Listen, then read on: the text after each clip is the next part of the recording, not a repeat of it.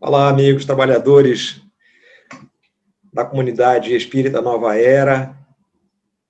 Saúdo a todos na pessoa do seu presidente, José Alberto. Aqueles que nos ouvem através da Rádio Transvale, aí no Vale do Jiquiriçá. A todos aqueles que nos acompanham, saúde e paz. O tema que trataremos nesta noite é um tema, além de interessante, é muito importante para aqueles que desejam compreender um pouco mais sobre os desafios da vida e a forma pela qual nós podemos enfrentá-los. Não são poucos os desafios da vida. Alguns categorizam os desafios como se fossem problemas, os problemas da vida. Mas nem sempre os desafios eles podem ser levados à conta de problemas. Nem sempre. Os desafios, muitas vezes, são experiências necessárias que nós devemos enfrentar no processo natural de evolução do espírito. Razão pela qual todos, sem distinção, todos sem exceção, passaremos por esses momentos desafiadores no sentido de dar curso à nossa jornada evolutiva. E, nesse sentido, nós precisamos estabelecer desde já, para facilitar o nosso entendimento, 3 ordens de desafios que nós poderíamos aqui relacionar. Existem os desafios de ordem psicológica. Aqueles desafios que dizem respeito ao espírito. O espírito em si mesmo.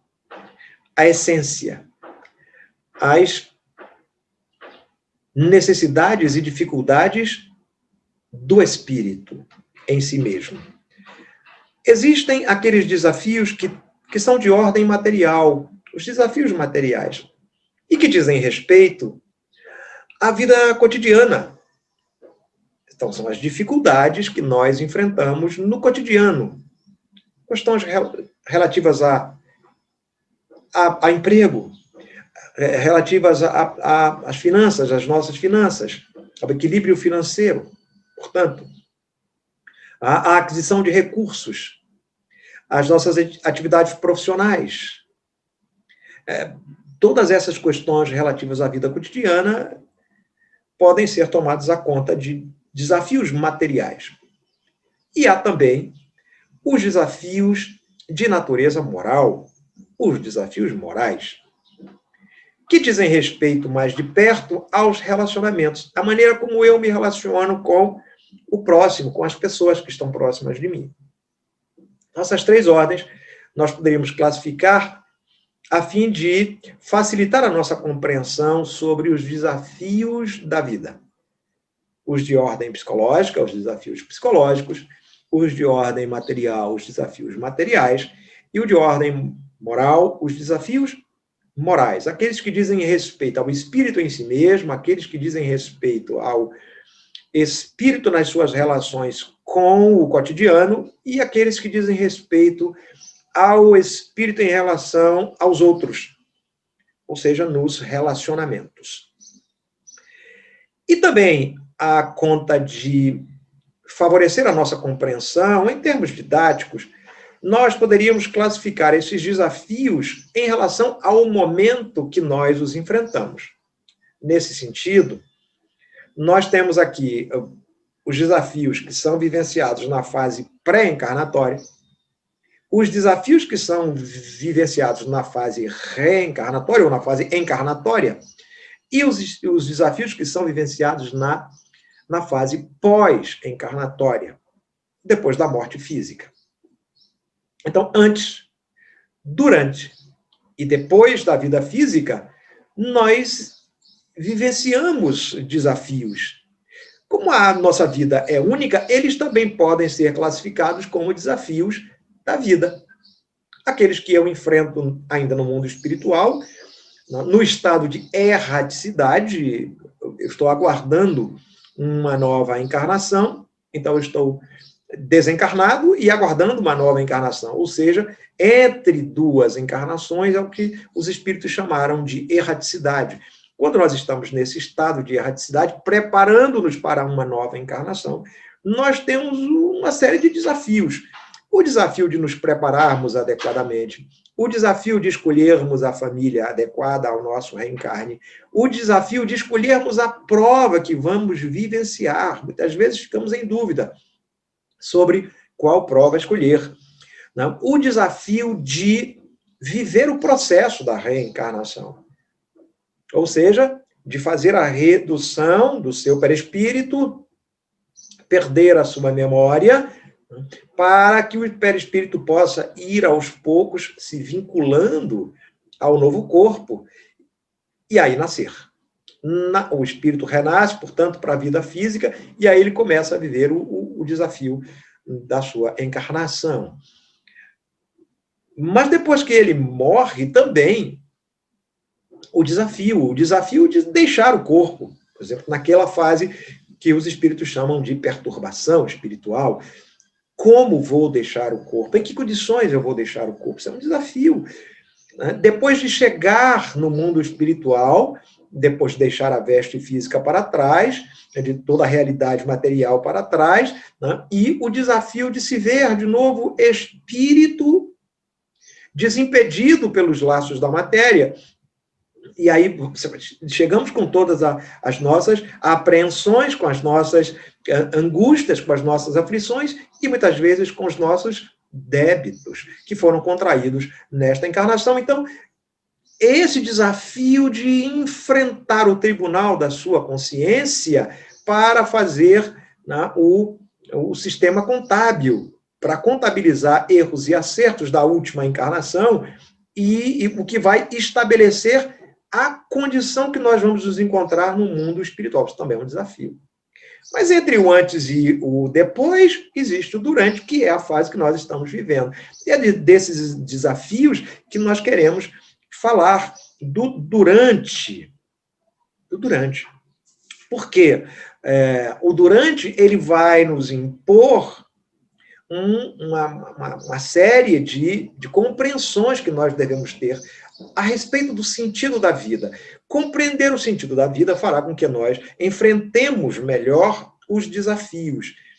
Essa compreensão do sentido da vida, ela está exatamente dentro daquela ordem de desafios psicológicos. Dos desafios psicológicos, ou seja, aqueles que dizem respeito ao espírito em si mesmo. Portanto, de encontrar, o desafio aí é encontrar a sua verdadeira identidade. O desafio que tem o espírito é encontrar a sua verdadeira identidade. E por que isso se constitui num desafio? Porque a matéria, ela impõe ao espírito uma série de restrições. A primeira delas é o esquecimento do passado. É uma lei, né, que faz com que nós esqueçamos o nosso passado. Nós chegamos nesta encarnação e deixamos para trás toda aquela memória, ou pelo menos ela fica num estado, né, latente, quer dizer, ela fica como se estivesse guardada em algum lugar, né, e onde nós não podemos acessar. Nós só temos lembranças muito vagas dessas existências passadas, na forma de intuição, mas muito vagamente. Raramente um espírito encarnado, na condição que nós estamos agora, se lembrará das suas experiências passadas. Isso é muito raro de acontecer. Em situações excepcionais, isso pode acontecer, mas não é frequente. A maioria de nós esquece simplesmente o que viveu e passa a viver uma nova experiência. Portanto, aquelas memórias, elas ficam como que arquivadas momentaneamente, até que nós possamos reacessá-las. Então, nesse período, isso se constitui um desafio para nós. Né? É claro que a lei do esquecimento tem um propósito muito claro, muito definido pelo Criador, que é impedir que as lembranças do passado possam tumultuar o presente. Mas, de qualquer forma, reencarnar nessa condição é um desafio. Por quê? Porque a matéria vai estabelecer sobre nós um peso muito grande. De maneira que muitas vezes vamos esquecer de compromissos firmados na fase pré-encarnatória, muitas vezes vamos esquecer de acordos estabelecidos para a nossa programação, parte da nossa programação, do nosso planejamento vai ficar esquecida. Nós não vamos dar atenção, vamos dar importância a ela, porque simplesmente a matéria vai se constituindo numa espécie de obstáculo para essa compreensão. Isso é um desafio. É um desafio, né, de encontrar o espírito, a sua identidade, o que ele de fato é, de onde vem e para onde ele está indo. Quer dizer, ele reconhecer-se na condição de espírito imortal, vivendo numa existência corporal. Esse é um grande desafio. Mas, em termos de desafios materiais, eu acho que a mensagem do Evangelho segundo o Espiritismo, né, intitulada O Homem no Mundo, ela traz para nós muitas lições.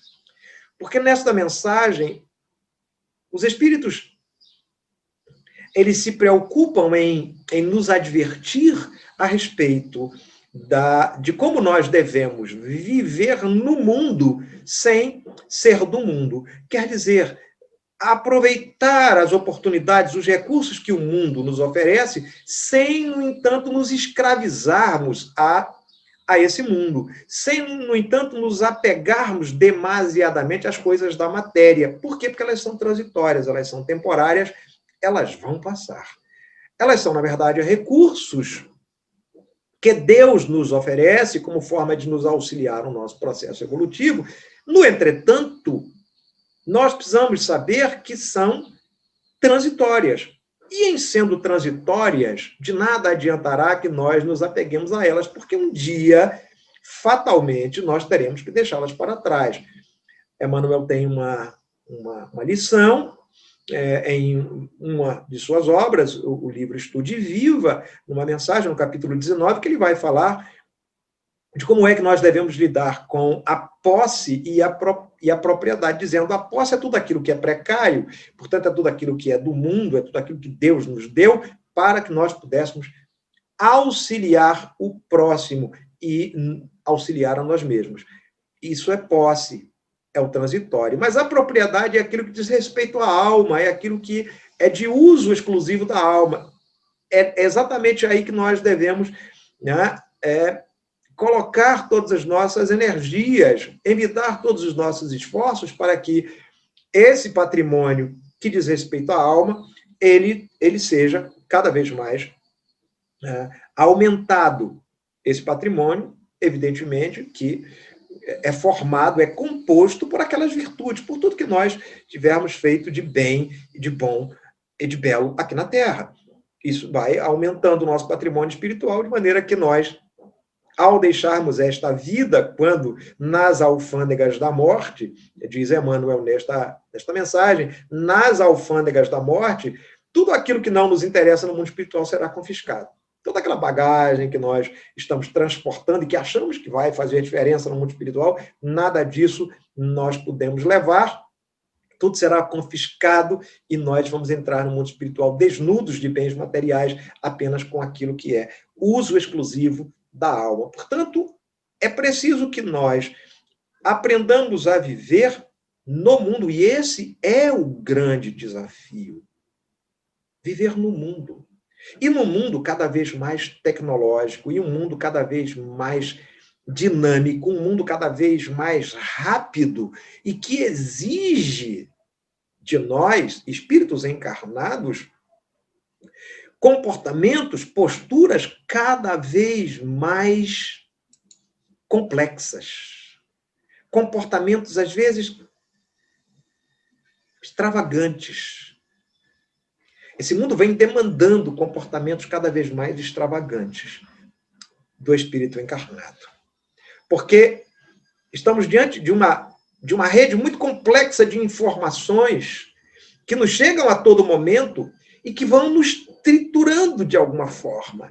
Ao final do dia, nós estamos todos com a mente altamente poluída por essas informações.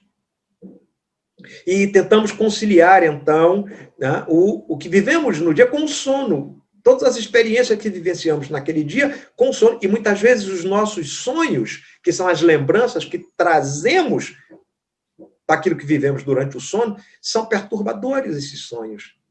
Porque estamos com a nossa mente completamente contaminada por essas informações que nos bombardeiam durante todo o dia. Porque nós estamos diante de uma tecnologia que permite a informação chegar numa velocidade muito grande antes que nós consigamos analisar, filtrar aquela informação que nos chegou há segundos, outra já chega. Então, nós já temos que deixar aquela primeira para trás e ir agora em busca de entender aquela segunda informação que nos chegou, mas logo vamos ter que fazer o processo de novo, porque aquela já está atrasada e já vem uma nova informação. É nesse mundo que nós estamos vivendo agora, e esse é um grande desafio, porque em vez de usar da tecnologia a nosso favor, é a tecnologia que está nos usando. Nós acabamos sendo um produto para essa tecnologia, um produto para essas empresas que vivem, né, da tecnologia. E sem que nós nos apercebamos, nós vamos mergulhando cada vez mais nesse mundo virtual, nesse mundo cibernético, né, e não sabemos bem como lidar com ele. Isso traz conflitos, né, muito graves. Inclusive, há, na atualidade, estudos que vêm sendo realizados de como esse mundo virtual, de como essa tecnologia tem interferido, influenciado no comportamento de jovens e adultos. No comportamento de jovens, crianças e adolescentes e adultos. Inclusive, há estudos que revelam que a utilização exagerada dessas tecnologias, sem freios, de uma forma viciante, tem gerado não apenas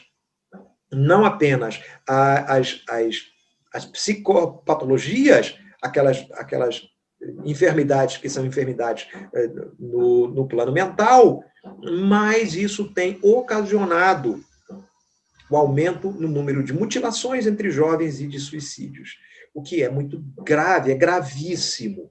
Esses estudos, alguns já concluídos, outros ainda em andamento, mais adiante vão nos revelar até que ponto nós teremos que fazer uma transformação, uma mudança muito drástica na maneira com que nós temos, com que temos nos relacionado com toda essa tecnologia. Então, veja que esse é um desafio muito grande, né, da existência no momento atual. Mas também existem os desafios de ordem moral, como eu falei, psicológicos, materiais, a forma como eu lido com as coisas do mundo, mas também os de ordem moral. E nesses desafios de ordem moral, aí nós podemos também subdividir, porque existem redutos, existem ambientes onde esses desafios serão enfrentados. O primeiro ambiente deles é a família. Esses desafios de natureza moral que dizem respeito aos relacionamentos entre pessoas, ao meu relacionamento com as pessoas.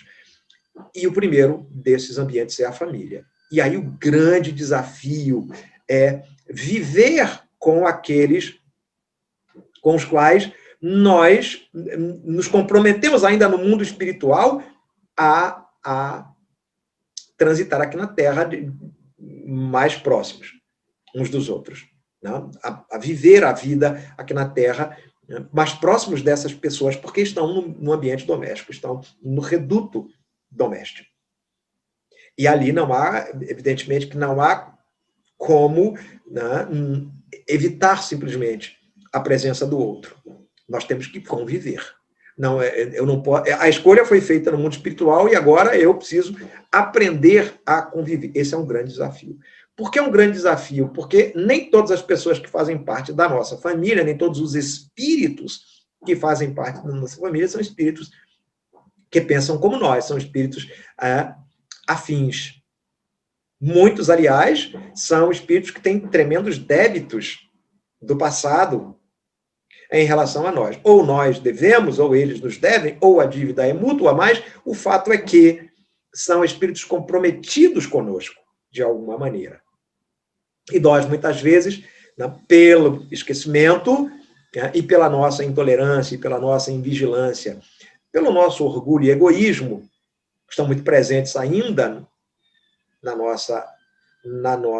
nosso ser, nós temos dificuldade de nos relacionarmos com essas pessoas, com essas criaturas que são colocadas por Deus nesse grande laboratório de experiências reparadoras, para usar uma expressão de Joana de Ângeles, laboratório de experiências reparadoras, do livro SOS Família, Joana vai dizer isso. E, de fato, é verdade. A família se constitui nesse grande laboratório de experiências reparadoras e ali estão substâncias, vamos colocar assim, se a gente fizer uma comparação com o laboratório da química, substâncias que nem sempre são solúveis entre si. São substâncias que não guardam afinidade e, portanto, não conseguem se misturar. E como não conseguem se misturar, se repelem. Então, na família existe essa realidade. E nós precisamos aprender com muita tolerância, com muita paciência, mas, sobretudo, com aquilo que o conhecimento espírita pode trazer para nós de facilitador nesse processo. O conhecimento espírita pode facilitar muito a maneira como nós nos relacionamos dentro da família. Por quê? Porque nós vamos analisando, poxa, mas se eu me comporto desta ou daquela maneira em relação a esse parente, é porque eu estou precisando mudar um determinado comportamento meu. Fazendo do parente o espelho, eu preciso mudar um determinado comportamento. Então, eu vou me vendo no outro. Eu vou fazendo esse processo de me olhar no outro, mas se isso me desagrada no outro, é porque é uma coisa que eu mesmo preciso mudar em mim. Porque esse comportamento no outro me desagrada muito. Então, é em mim que eu preciso fazer a mudança. Porque, afinal de contas, a gente não consegue mudar o outro. No máximo, a gente consegue influenciar a mudança do outro, mas não pode fazer o processo de mudança por ele. A gente influencia a mudança a partir dos nossos exemplos, dos nossos ensinos, mas não somos capazes de fazer a mudança pelo outro. Mas na medida que nós mudamos, nós passamos a ver o outro de outra maneira. E isso faz todo sentido, isso faz toda a diferença. Eu era de uma forma, então eu era intolerante, eu era intransigente em certos aspectos da minha vida familiar, mas quando eu fui mudando a minha forma de ver as pessoas e as coisas, as relações se tornaram mais fáceis. Muito melhor do que eu esperar que o outro mudasse para que as transformações ocorressem.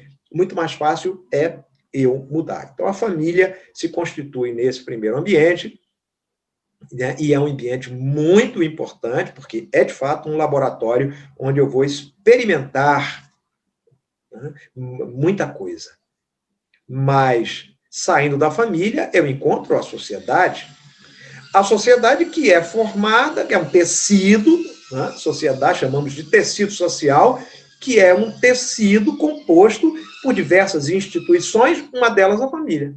A família se constitui na célula básica da sociedade. A sociedade é formada por diversas instituições, além da família, a escola, a igreja, a empresa. Todas essas instituições compõem esse grande tecido social. Mas é na família onde todas essas instituições nascem. Por quê? Porque nós levamos para essas instituições, nós que as compomos, nós levamos para essas instituições tudo aquilo que aprendemos dentro do seio familiar. A família é a célula básica da sociedade. Então, é preciso que nós experimentemos na família aquilo que vamos transferir para a sociedade. E se eu experimento na família algo de positivo, um valor que tem uma carga positiva, eu transfiro isso para a sociedade. Eu vou levar para a sociedade esse valor. A honestidade, a lealdade, o respeito, a obediência, eu levo isso para a instituição a que pertenço na sociedade. Mas se eu não desenvolvo esses valores, ao contrário, na família eu desenvolvo valores que são negativos para a sociedade, eu vou levar também para essa instituição a que pertenço esses valores.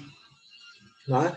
Ou seja, eu desenvolvo na família a desonestidade, eu aprendo na própria família a ser desonesto, eu aprendo na própria família a ser desrespeitoso, porque não respeito os meus pais, ou porque não respeito como pai os meus filhos, porque não dou o exemplo que deveria dar. Ora, se isso acontece, significa dizer que na sociedade eu vou reproduzir esse modelo, e a instituição a que eu pertenço vai sofrer a minha influência. E se os outros que fazem parte desta instituição são igualmente desprovidos desses valores positivos e tendem a desenvolver valores negativos, é claro que essa instituição será uma instituição comprometida na sua essência, porque seus membros não são possuidores de valores que possam fazer dessa instituição uma instituição produtiva e útil para a sociedade. Ao contrário, ela pode ter um desvalor para a sociedade, ela pode reproduzir na sociedade comportamentos que a sociedade não precisa para o seu desenvolvimento ético-moral. Mas também há uma outra relação que nós desenvolvemos, e é um grande desafio dentro dessa ordem dos desafios morais, um grande desafio que é na relação com os desencarnados, com o mundo espiritual. Então, eu tenho a família, eu tenho uma sociedade de encarnados, mas eu também tenho a sociedade dos desencarnados. E por que eu digo isso? Porque a influência que o mundo espiritual exerce sobre nós é muito grande, e nós exercemos sobre eles. Mas eles exercem mais influência sobre nós porque eles estão com uma parcela maior de liberdade. Nós estamos aprisionados no corpo, enquanto os espíritos encarnados não estão. E, portanto, eles podem nos influenciar muito mais do que nós a eles. Daí porque a nossa relação com eles tem que ser uma relação de confiança, mas uma relação de amorosidade, mas uma relação de respeito, mas uma relação de harmonia, de maneira que nós possamos obter do mundo espiritual tudo aquilo que o mundo espiritual pode nos oferecer de melhor. E não uma influência negativa, e não as influências que vão nos trazer mais perturbação e mais conflito. Ao contrário, nós devemos desenvolver uma capacidade de nos relacionarmos com os espíritos desencarnados de maneira que eles possam nos ajudar na nossa trajetória evolutiva na condição de encarnados. Isso dito assim parece simples, mas não é. Não é porque nós guardamos ainda dentro de nós muitos valores, né, que não nos ajudam nessa trajetória.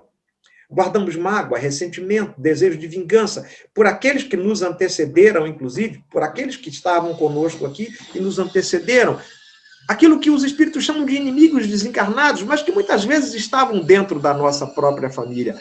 Muitas vezes estavam próximos de nós, dentro da sociedade da qual fazíamos parte. Às vezes nós deixamos esta vida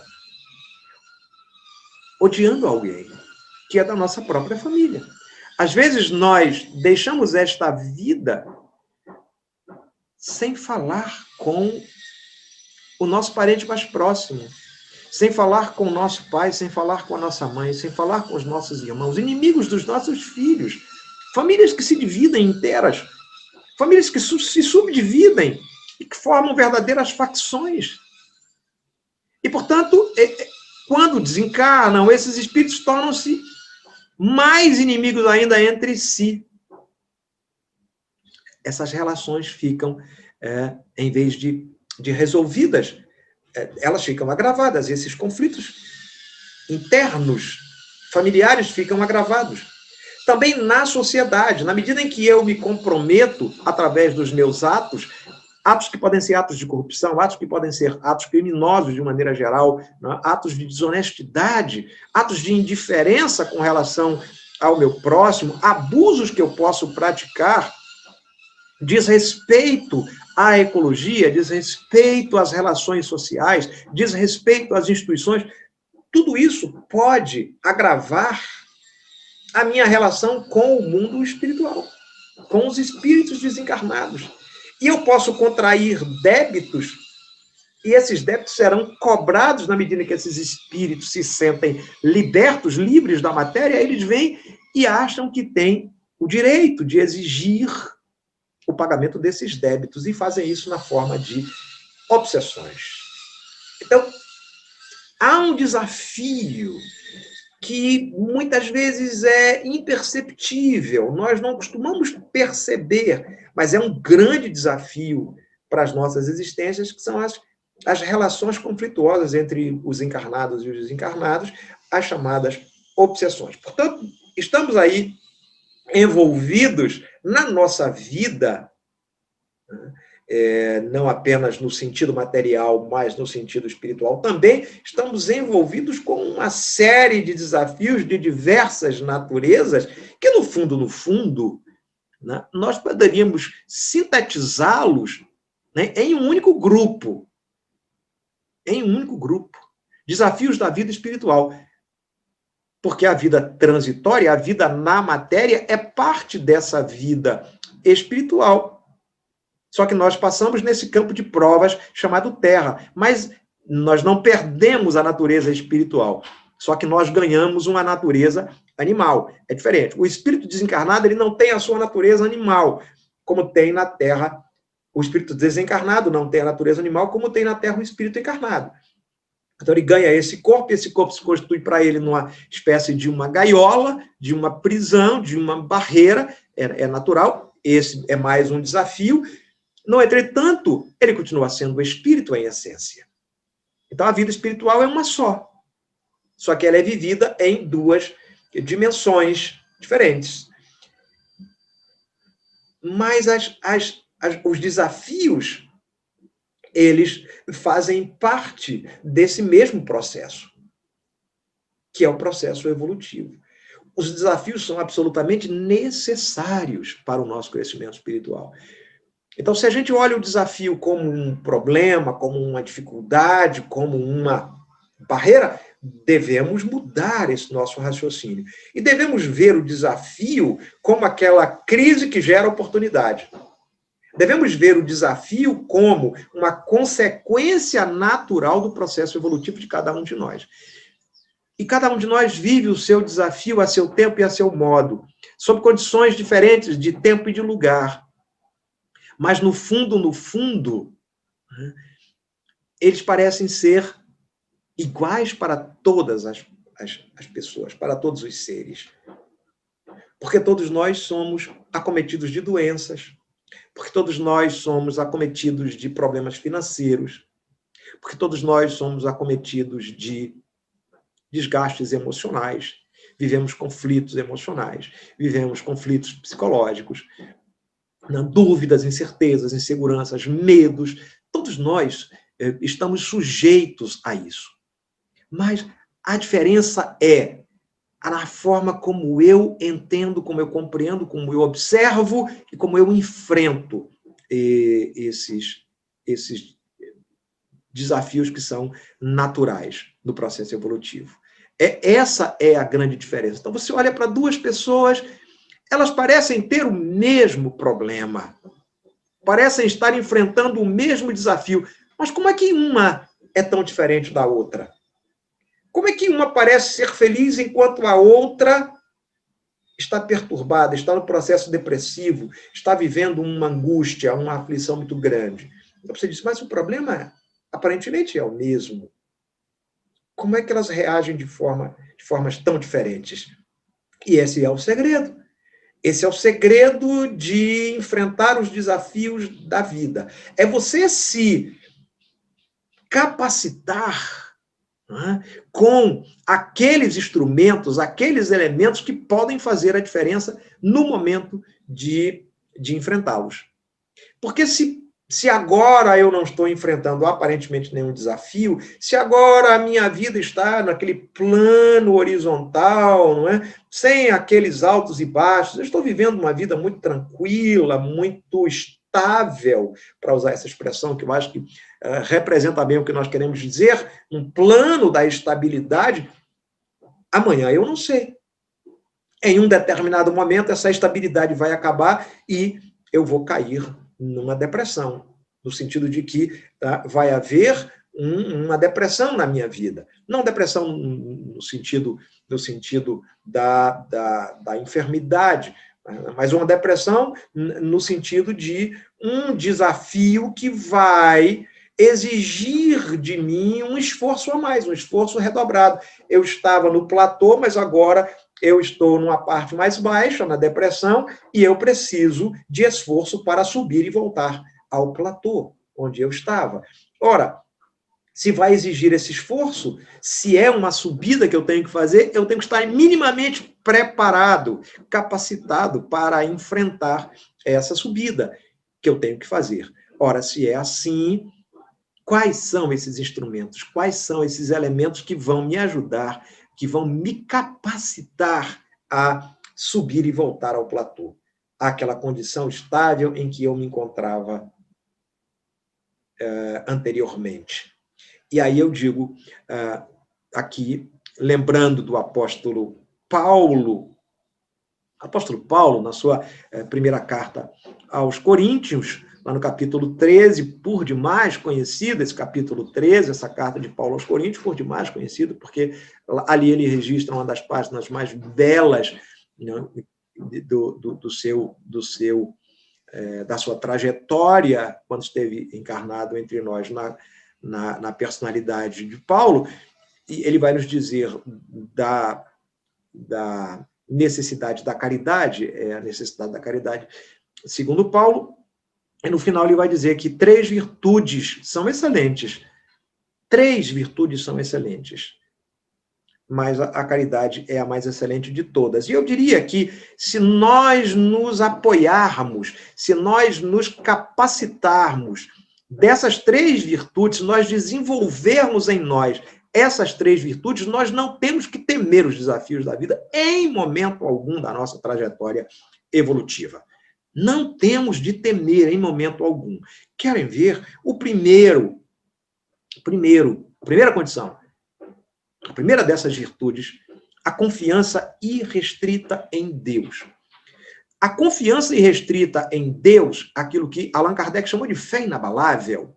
Fé inabalável só é a que encara a razão face a face em todas as épocas da humanidade. Ora, essa confiança irrestrita em Deus, ela só acontece a partir da compreensão exata de que a vontade de Deus é inexorável, de que a vontade de Deus é soberana, mas a vontade de Deus está expressa na sua lei, na sua misericórdia e na providência divina. E se está expressa na sua lei, ela não pode ser alterada, ela não pode ser mudada ao nosso alvedrio, ao nosso bel prazer. Nós não podemos burlar a vontade de Deus. Mas há uma coisa que é fundamental que nós entendamos. A vontade de Deus é expressa na lei de justiça, de amor e de caridade. Ela que é a síntese de todas as leis morais, a lei de justiça, de amor e de caridade. Ora, se é assim, Deus não pode querer o nosso mal.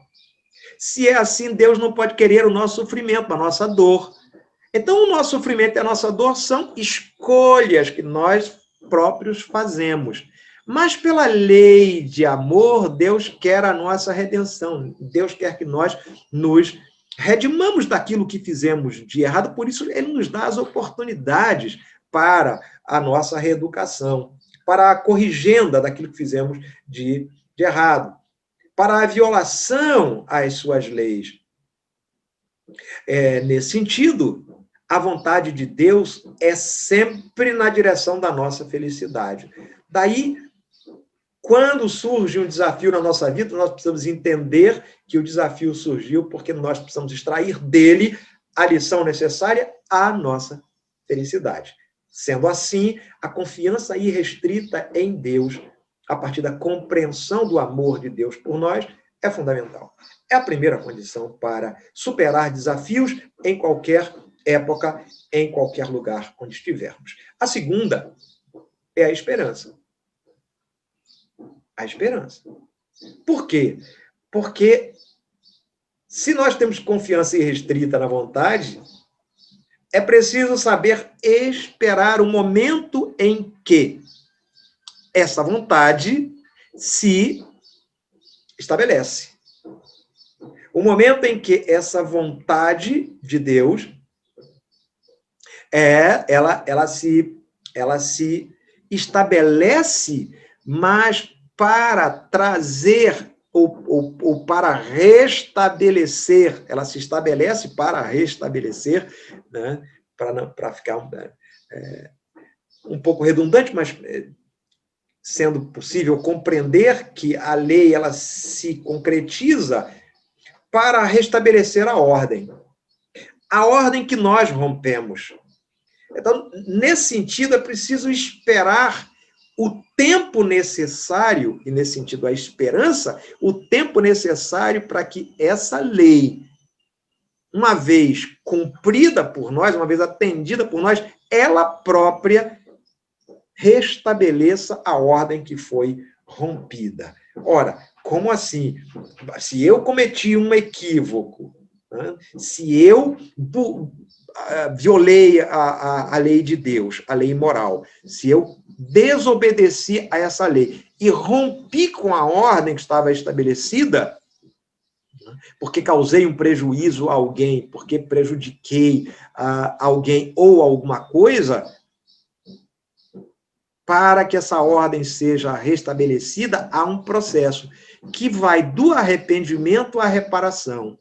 Nesse sentido, a esperança se dá em saber aguardar que essas fases sejam todas elas vencidas, superadas, completadas.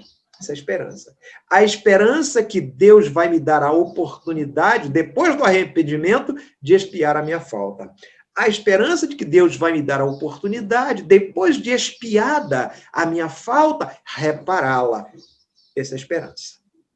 A esperança se dá a partir daí, da compreensão de que, em sendo a lei de Deus inexorável, não sendo possível burlar a lei de Deus, ela própria possui um mecanismo de restabelecer a ordem a partir do arrependimento, da expiação e da reparação da falta que foi praticada.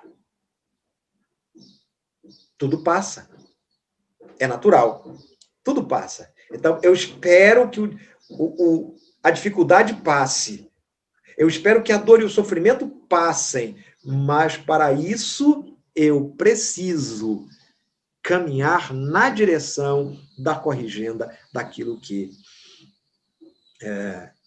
eu fiz, eu realizei, eu executei e comprometeu a ordem.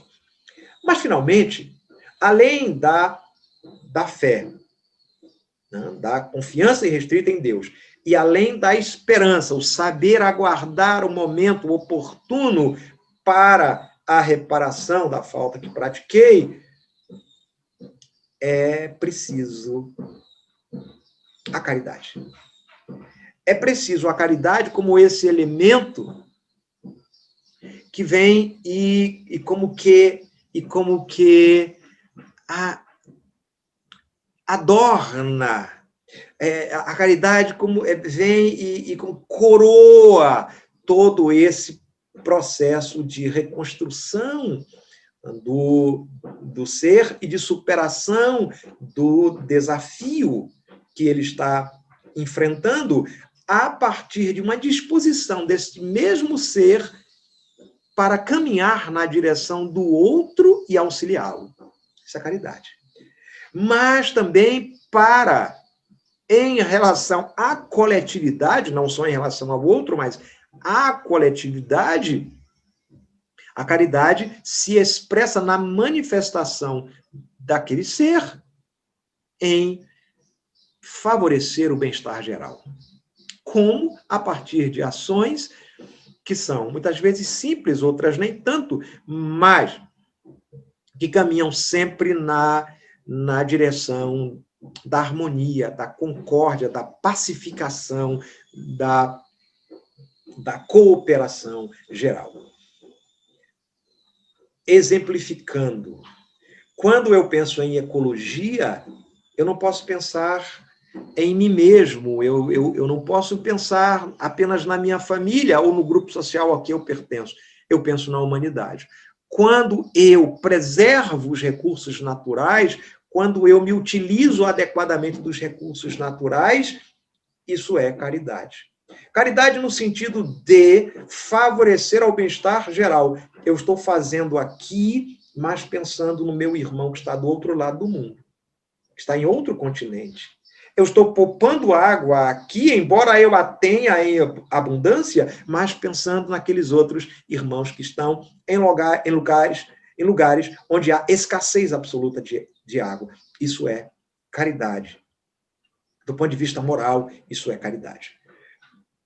Mas também em relação ao outro.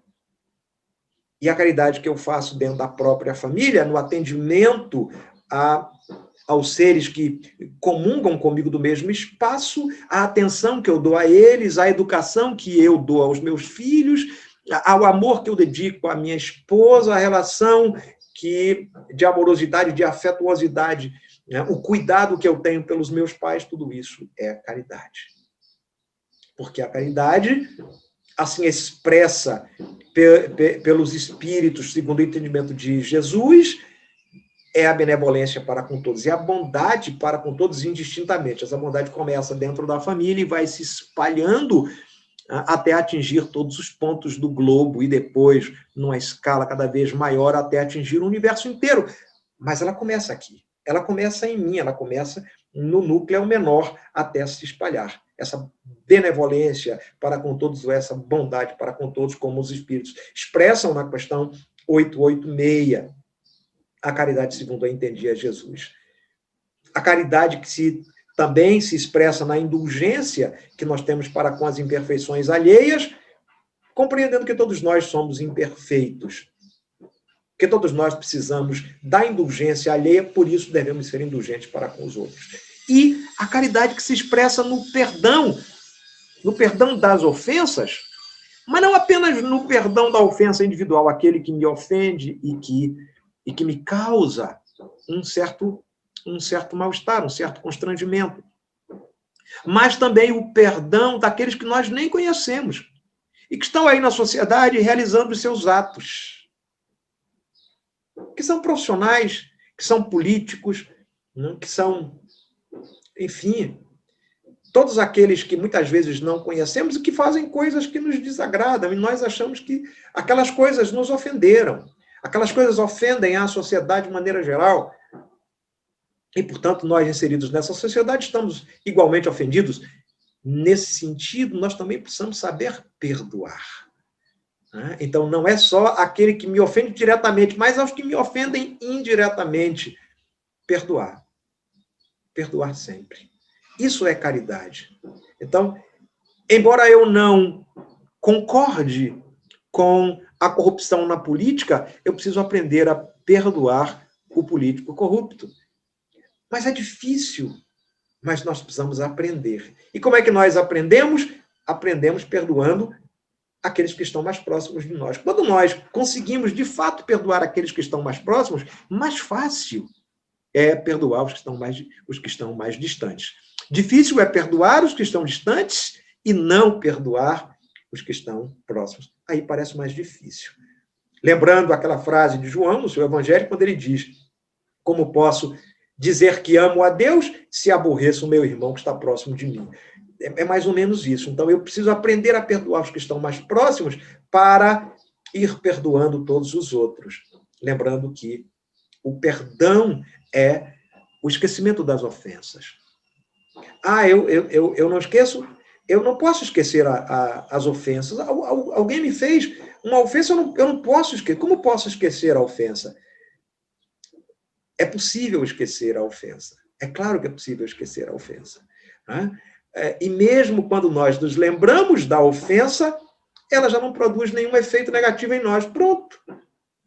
É sinal de que já perdoamos. Porque se nós, ao lembrarmos da ofensa, ela ainda produz um efeito negativo, um estremecer, né, das nossas fibras íntimas, né, algo que nos contraria, ou algo que nos causa uma emoção desagradável, sinal de que nós não perdoamos. Podemos até ter dito que perdoamos, mas não perdoamos. Mas quando alguém fala daquela ofensa, ou quando eu relembro aquele fato, e aquele fato já não me causa mais nenhum tipo de contrariedade, ou seja, eu não ressinto, quer dizer, eu não sinto de novo aquele fato, não tenho nenhum ressentimento em relação nem ao fato, nem à pessoa, eu perdoei. Então, nem sempre esquecer a ofensa, mas não ressentir, quer dizer, não sentir de novo aquilo que nós vínhamos sentindo. Isto é, perdão. Essas três condições são fundamentais para que nós possamos enfrentar os desafios da vida com tranquilidade. Confiança irrestrita em Deus. Esperança no futuro. Tudo passa a partir dos esforços que eu faço para reparar a falta que eu pratiquei. E para reparar a falta que eu pratiquei, nada melhor do que a caridade desinteressada. Caridade segundo a entendia Jesus, a caridade que todos podemos praticar, porque é a caridade moral. Não é a caridade que depende dos nossos recursos materiais. É a benevolência para com todos. É a indulgência para com as imperfeições alheias. É o perdão das ofensas. Fazendo isso, ou ao menos esforçando-nos para fazer isso, certamente nós estaremos nos capacitando para enfrentar os desafios da vida, que são enormes, são muitos, não apenas na vida física, mas também na vida espiritual, no antes e no depois da nossa etapa encarnatória. Mas lembrando mais uma vez, esses desafios são parte do processo. Isso deve trazer para nós um conforto. Nós não somos diferentes de ninguém, ninguém está isento de viver esses desafios. Até porque os espíritos nos disseram, os espíritos nos garantiram que a expiação ela é necessária ao nosso aprimoramento moral, como está posta na questão de O Livro dos Espíritos. Qual o objetivo da encarnação? Nós encarnamos, Deus nos impõe a encarnação para que nós possamos atingir a perfeição. Mas para atingir a perfeição é necessário sofrer, no sentido de experimentar, no sentido de vivenciar. É necessário vivenciar, experimentar todas as vicissitudes da vida, que são provas necessárias ao nosso aprimoramento. Não vamos ver os desafios, né, como algo intransponível ou como algo que representa para nós um castigo, uma punição divina. Em absoluto, os desafios são apenas momentos existenciais que nós devemos aproveitar para extrair desses desafios lições que nos farão crescer do ponto de vista intelectual, mas também e, sobretudo, do ponto de vista moral. Que Deus nos abençoe, que Deus fortaleça o nosso espírito no sentido de torná-lo capaz, a partir dos nossos esforços, torná-los capaz de enfrentar qualquer que seja o desafio. E mais importante, em enfrentando com destemor os nossos desafios, mostrar ao nosso próximo, aquele que está próximo de nós, aos nossos filhos, aos nossos parentes, aos nossos amigos, aos nossos irmãos em caminhada, mostrar a eles que é possível, porque se eu fui capaz, eles também serão. Amigos do Vale do Jiquiriçá, amigos da comunidade espírita Nova Era, querido José Alberto, o meu abraço mais fraterno, votos de saúde e paz a todos vocês. Até uma próxima oportunidade, se Deus quiser. Senhor, fazei-me instrumento de vossa paz.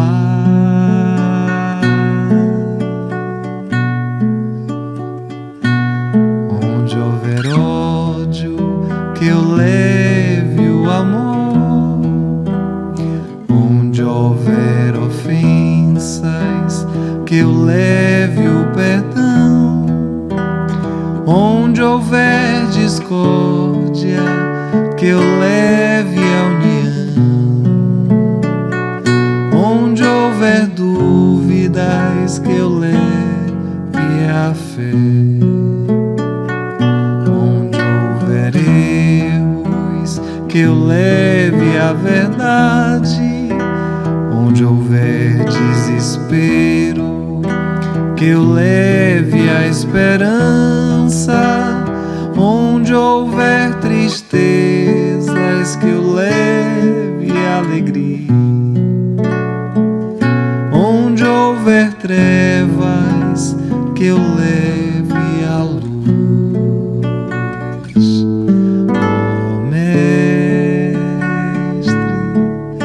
fazei que eu procure mais consolar que ser consolado, compreender que ser compreendido, amar que ser amado, pois é dando que se recebe.